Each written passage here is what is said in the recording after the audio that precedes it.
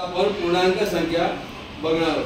पूर्णांक संख्या कशाला म्हणतात याआधी आपण बघितलेलं आहे की नैसर्गिक संख्या कशाला म्हणतात की ज्या संख्येची सुरुवात 1 पासून सुरुवात होते आणि धन पूर्णांक संख्या कोणती संख्या धन पूर्णांक संख्या ज्या संख्या 1 पासून सुरुवात होणाऱ्या संख्येला धन पूर्णांक संख्या असं म्हणतात। त्या संख्येला आपण नैसर्गिक संख्या आपण म्हणतो। त्यानंतर पूर्ण संख्या म्हणतो। पूर्ण संख्या म्हणजे काय की ज्या संख्येची सुरुवात शून्यापासून होते पूर्णांकामध्ये शून्यापासून होणाऱ्या संख्येला आपण पूर्ण संख्या असं म्हणतो। आणि त्यानंतर आपण आज आपला आहे पूर्णांक संख्या। पूर्णांक संख्या म्हणजे काय ज्या संख्या ज्या असतात एक संख्यापट्टी असते आणि त्या संख्यापट्टीवर शून्य राहते आणि शून्याच्या उजवीकडील संख्या जी असते ही धनपूर्णांक संख्या असते आणि शून्याकडली डावीकडील संख्या असते ऋण पूर्णांक संख्या असते। आपल्याला म्हणजे ही झाली ऋण पूर्णांक संख्या आणि इकडे कोणती असते धन पूर्णांक संख्या।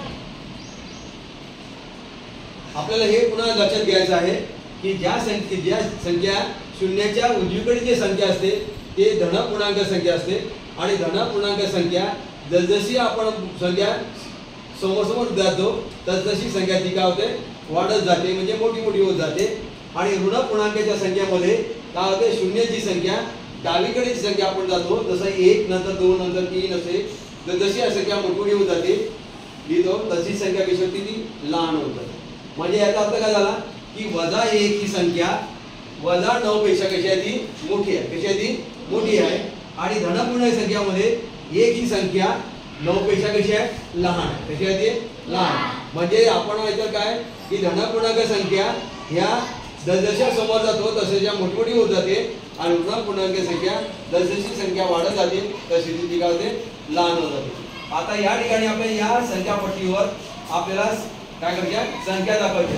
जसं आपण इथे म्हटलं की धन 7 आणि ऋण 6 ही संख्या आपल्याला या संख्यापट्टीवर दाखवायची असेल तर काय आहे तर धन पूर्णांक संख्या आहे म्हणजे शून्याच्या कोणत्या बाजूला असेल ती मग उजव्या बाजूला कोणत्या बाजूला उजव्या बाजूला म्हणजे इथे ही संख्या 7 आहे आणि मग आपल्याला या ठिकाणी अशा प्रकारचा बाण दाखवून आपल्याला ती ऋण धन 7 ही संख्या इथे आपण दाखवू शकतो आपण या संख्यापट्टीवर।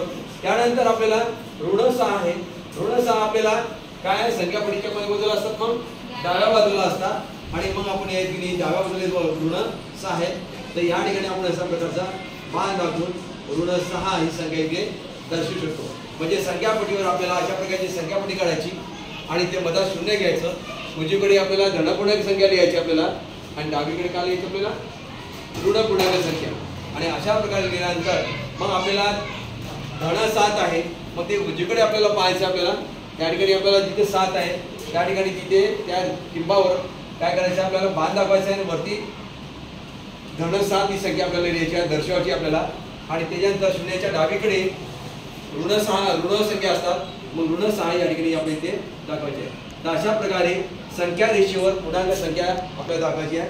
उदाहरणार्थ आपल्याला दुसरं उदाहरण आपल्याला दाखवता येते आपल्याला इथे ऋण 4 आणि धन 3 ही संख्या आपल्याला दाखवायची आहे। मग आपण पुन्हा जो इथं करू की अशा प्रकारे एक संख्या रेषा आपल्याला काढायची आपल्याला आणि त्या संख्येवर आपल्याला काय आहे शून्य घ्यायचं आहे मधात इथे 1 2 3 4 5 आणि 6 घेतलं इकडे आपल्याला -1 -2 -3 -4 -5 -6 आणि ते मानवलं।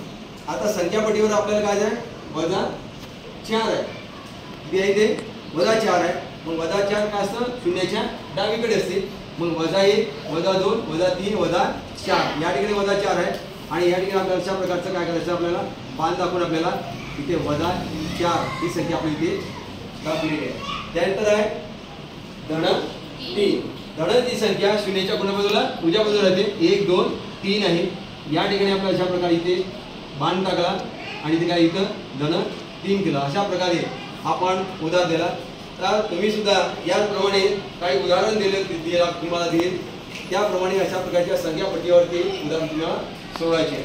ठीक आहे आलं लक्षात तुमच्या